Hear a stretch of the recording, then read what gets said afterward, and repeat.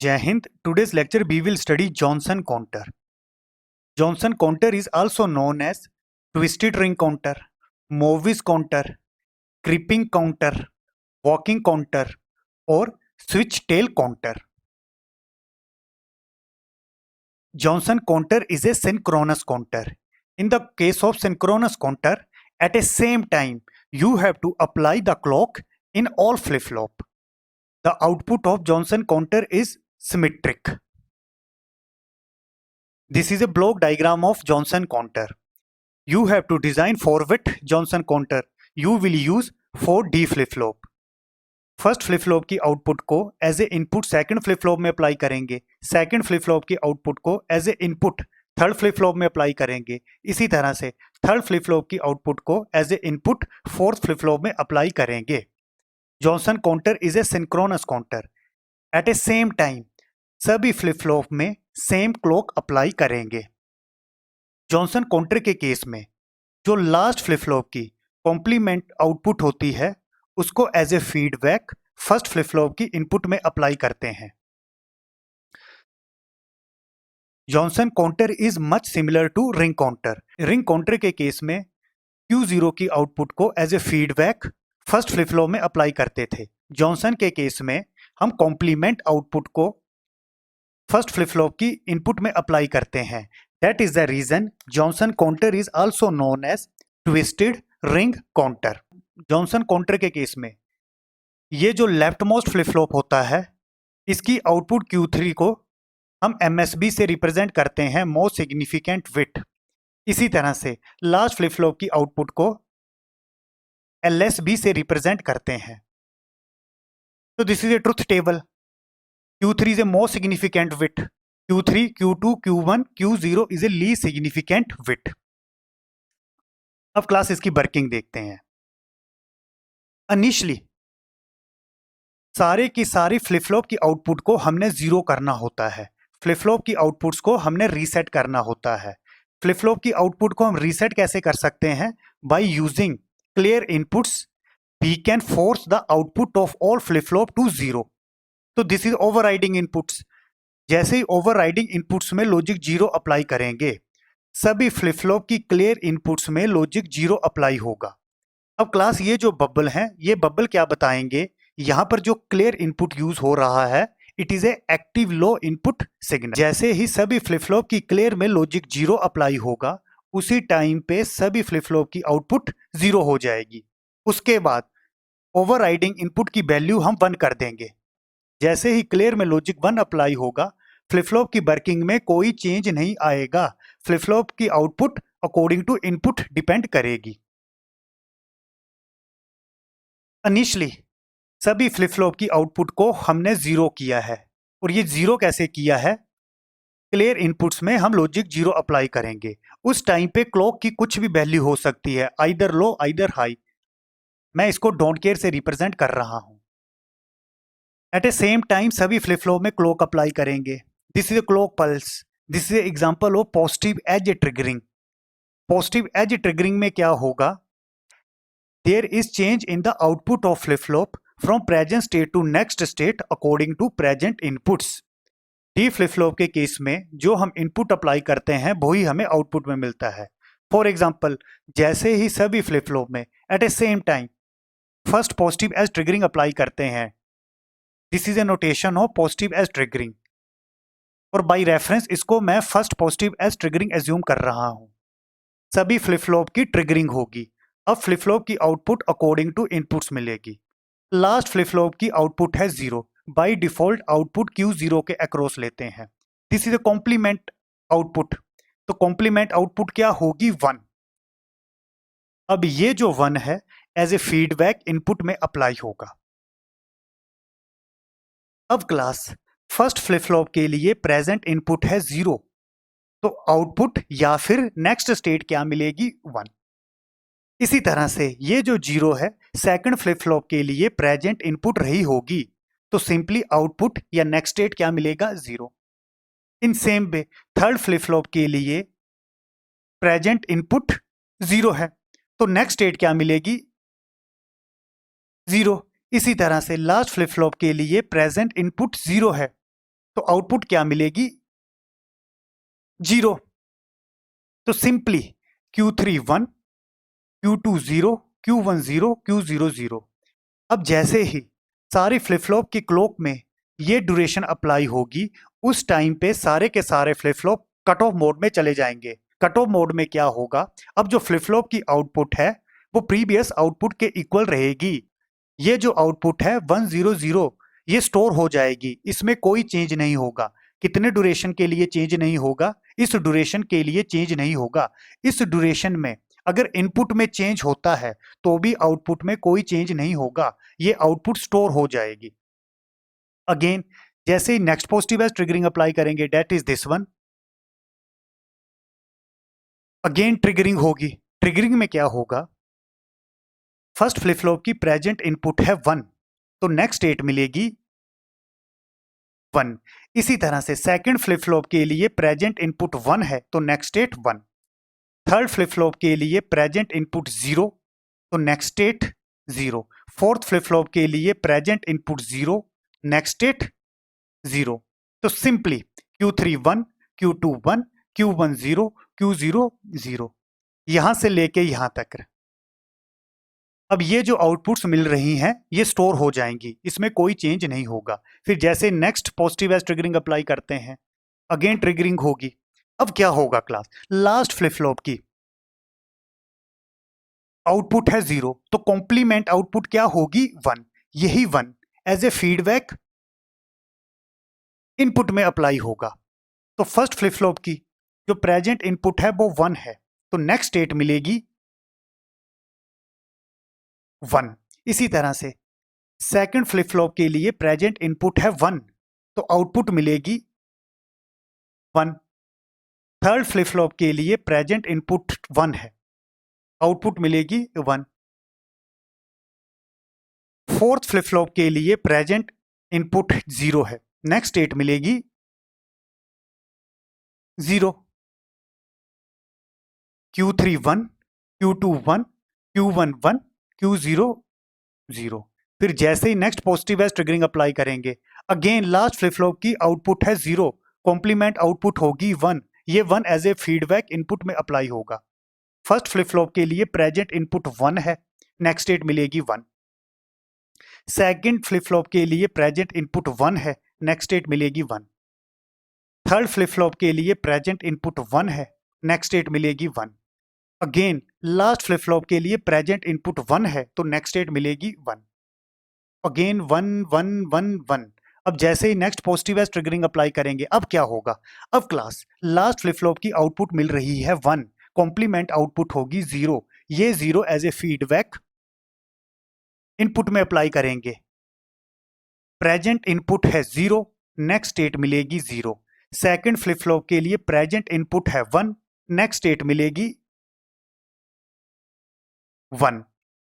Third flip flop के लिए present input 1 है, next state 1। Last flip flop के लिए प्रेजेंट इनपुट 1 है, नेक्स्ट स्टेट 1। आउटपुट किस तरह से मिलेंगे? Q3 0, Q2 1 1 1। Again last flip flop की आउटपुट 1 है, तो कॉम्प्लीमेंट आउटपुट 0 होगी। ये 0 एज ए फीडबैक इनपुट में अप्लाई होगा। जैसे नेक्स्ट ट्रिगरिंग होगी, अगेन फर्स्ट फ्लिप फ्लॉप के लिए प्रेजेंट इनपुट है 0, नेक्स्ट स्टेट मिलेगी 0। सेकंड फ्लिप फ्लॉप के लिए प्रेजेंट इनपुट है 0, नेक्स्ट स्टेट मिलेगी 0। थर्ड फ्लिप फ्लॉप के लिए प्रेजेंट इनपुट 1 है, नेक्स्ट स्टेट मिलेगी 1।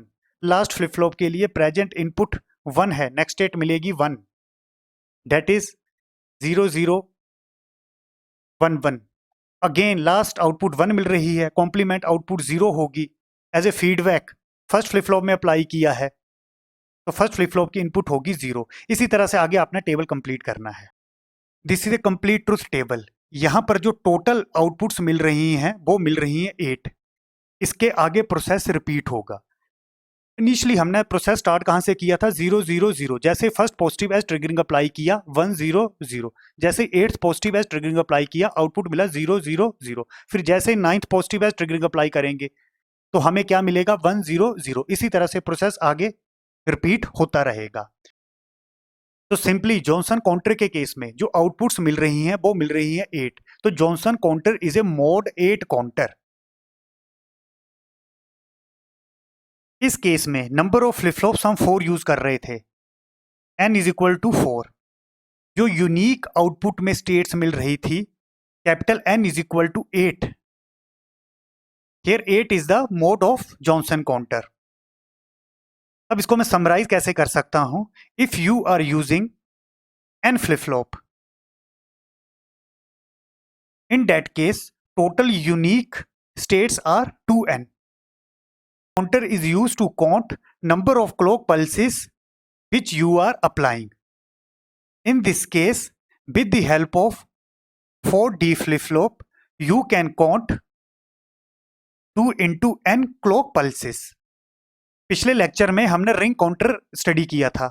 What is the main difference between ring counter and Johnson counter? In the case of ring counter, if you are use n flip-flop, in the case of ring counter, at output side you will get n unique state. What in the case of Johnson counter? If you are using n flip-flop, at output side you will get 2n unique state. Generally counter के case में maximum possible state 2 to the power n होता है। तो what are the unused state in the case of ring counter? Unused state in the case of ring counter is 2 to the power n minus n.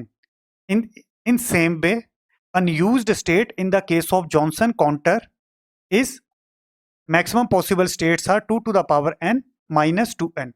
For example, if you are using n is equal to 4 flip flop, journal counter के case में maximum possible state कितनी हो सकती हैं? 2 to the power 4 16। Ring counter के case में जो unique output states मिलती हैं वो मिलती हैं 4, तो अनयूज्ड स्टेट 12। इसी तरह से जॉनसन काउंटर के केस में क्या होगा?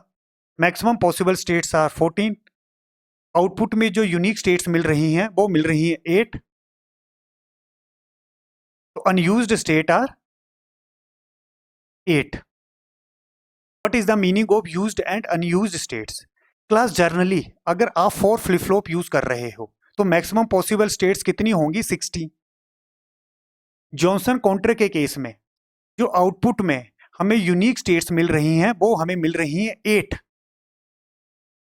अब जो रिमेनिंग 8 स्टेट्स हैं वो क्या हैं? Unused state.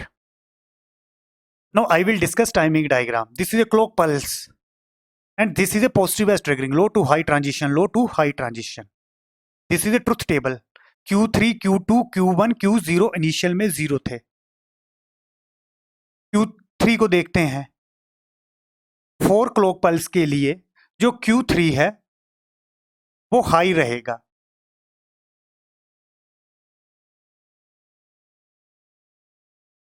इसके आगे Q3 0 है। फॉर Q2 इनिशियली Q2 0 है। सेकंड, थर्ड, फोर्थ और पॉजिटिव एज ट्रिगरिंग के लिए Q2 की वैल्यू हाई है। This is second positive edge triggering. कब तक ये हाई रहेगा? जब तक हम 6th positive edge triggering apply करेंगे। 6th पॉजिटिव एज ट्रिगरिंग से पहले Q2 की वैल्यू हाई रहेगी। तो 6th हम यहां अप्लाई कर रहे हैं तो इससे पहले Q2 हाई रहेगा। अगेन Q1 इनिशियली 0 है। Q1 हाई कब हुआ? For third, fourth and 5 6th। Third, fourth, 5 6th, 7th positive edge triggering से पहले Q1 हाई है, रिमेनिंग इट इज 0। इसी तरह से last Q0 from 4 to 7, from 4 to 7, 8 positive edge triggering से पहले इसकी वैल्यू हाई रहेगी, remaining 0। This is a timing diagram. In the case of counter, for example you have mod M counter. What is the meaning of mod M? There are M output state, या simply counter can count M clock pulses. This is input signal having frequency f। Output में आपको क्या मिलेगा? F by M। इसी तरह से this is a time period of clock pulse, frequency होगा f is equal to 1/t। ये जो क्वेश्चन था, इस क्वेश्चन में हमने 4 फ्लिप फ्लॉप यूज किए थे, तो जॉनसन कॉन्ट्रैक्ट की जो स्टेट्स मिली थी वो मिली थी 8 के बाद आउटपुट्स रिपीट हो रही थी, तो आउटपुट फ्रीक्वेंसी कितनी मिलेगी, f/8। अब ये जो 4 वेवफॉर्म्स हैं इनकी फ्रीक्वेंसी क्या होगी, f/8।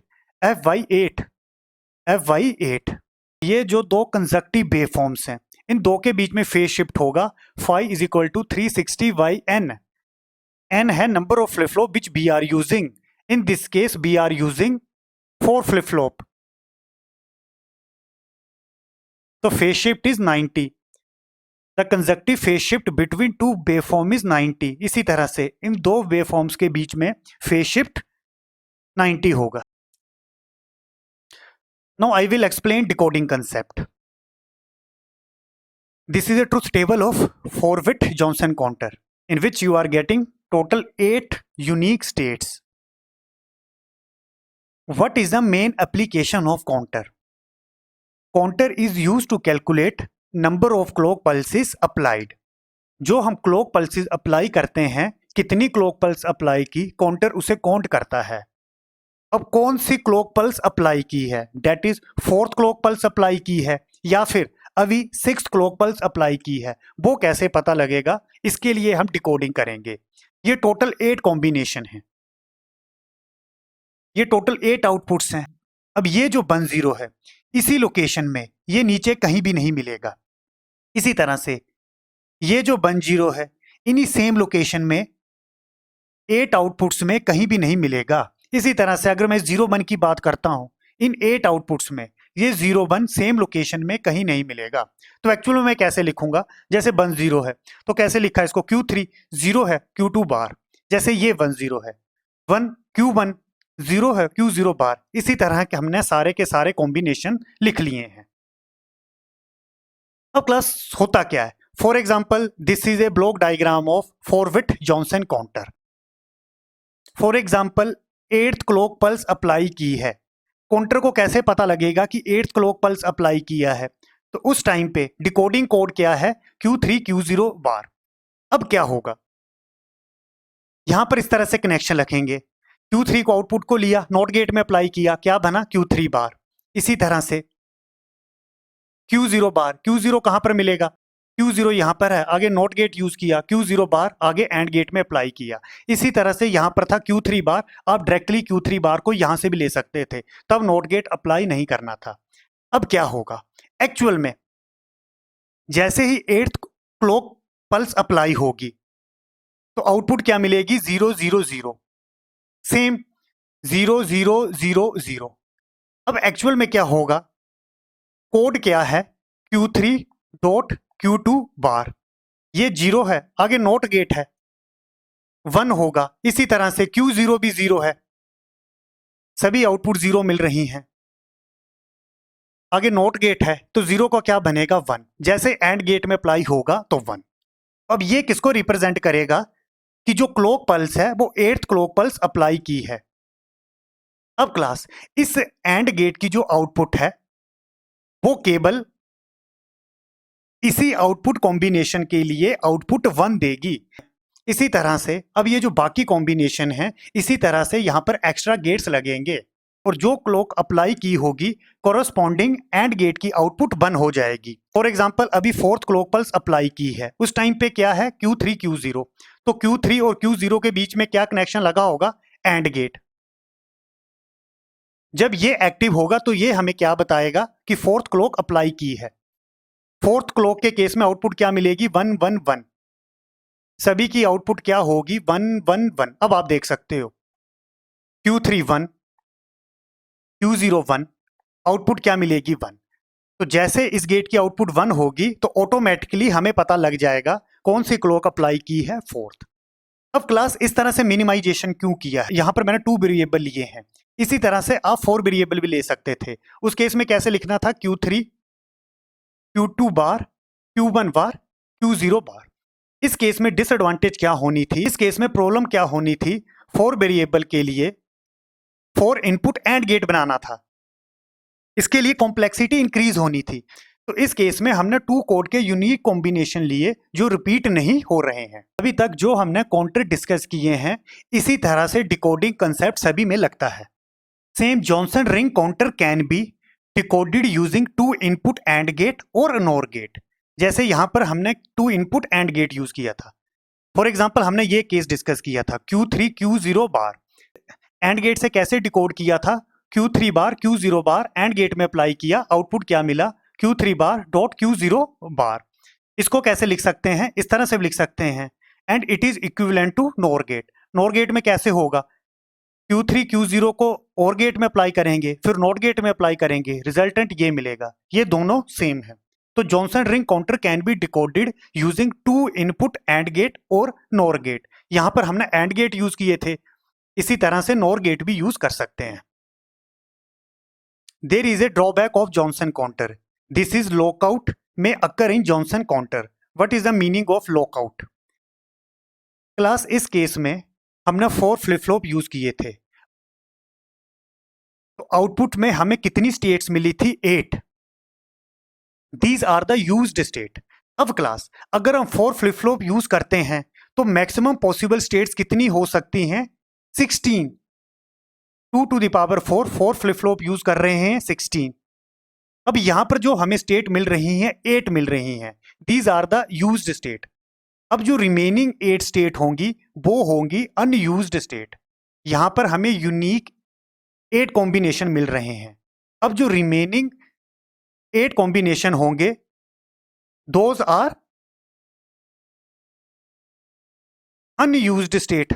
अब class we are assuming this counter is in working mode due to propagation delay, due to noise. अगर कोई एरर इंट्रोड्यूस हो जाता है, फॉर एग्जाम्पल ये जो यूज्ड स्टेट मिल रही हैं, ड्यू टू सम एरर अगर हमें अनयूज्ड स्टेट मिलने शुरू हो जाए, अनयूज स्टेट कितनी होंगी? रिमेनिंग 8। ये जो यूनिक कॉम्बिनेशन है वो यूनिक स्टेट है, और जो रिमेनिंग 8 कॉम्बिनेशन है वो है unused state.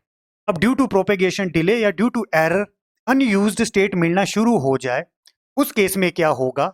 Unused state are unwanted state. हम फिर से क्लॉक अप्लाई करेंगे, फिर से अनयूज्ड स्टेट आएगी, फिर से क्लॉक अप्लाई करेंगे, फिर से अनयूज्ड स्टेट आएगी।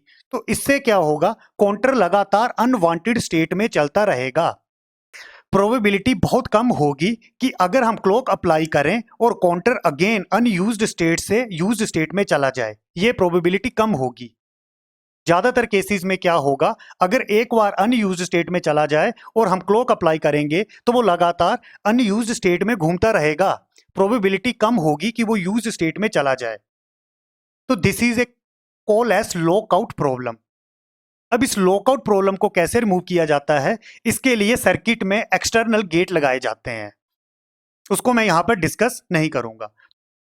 This is A equivalent circuit of Johnson counter. ये जो हमें ट्रुथ टेबल मिल रहा है, आप इस ट्रुथ टेबल को इस इक्विवेलेंट सर्किट से भी ले सकते हो। वो कैसे होगा? इनिशियली सभी फ्लिप फ्लॉप के आउटपुट को हमने 0 ज्यूम किया था, फिर जैसे ही क्लॉक होगा तो सिंपली शिफ्टिंग होना शुरू हो जाएगी। जैसे ये 0 यहां पर आ जाएगा, नॉट गेट है, 0 का क्या बनेगा? 1। अब 1 यहां पर आ जाएगा, ये 0 आगे को शिफ्ट हो जाएगी। इसी तरह से ये पुरानी वाली 0 आगे को शिफ्ट हो जाएगी, ये 0 आगे को शिफ्ट हो जाएगी।